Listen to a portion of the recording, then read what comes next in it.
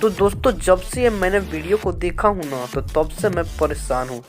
क्योंकि आपको पता ही होगा कि यहाँ पे देख सकते हैं जो कि विदाई यानी अंतिम समय रहता है, उस टाइम पे भी देखिए खेसारी यादव का गाना बज रहा है और लोग बहुत ही अच्छी तरह से झूमते जा रहे हैं और नाचते जा रहे हैं। और यहाँ पे देख सकते हैं कि डांसर भी उसके ऊपर जो कि रहता है ट्रॉली, यहाँ जो ट्रैक्टर का डला है उसी पे नाच रही हैं दोनों डांसर, और खूब लोग मस्ती करते जा रहे हैं। दरअसल बता दूं दोस्तों कि एक गाना है जो खेसारी यादव का है, और ये गाने का नाम हुआ मौला अभी बादशाह पर, जो कि अच्छी ये गाना माना जाता है।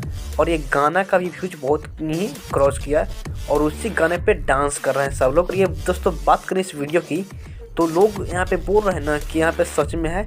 और इस वीडियो की मैंने बहुत अच्छी तरह से जांच किया ना, तो पता चला कि ये वीडियो है जो एक कॉमेडी में से लिया गया, और इसी को सोशल मीडिया पे बहुत तेज़ी से वायरल किया जा रहा है।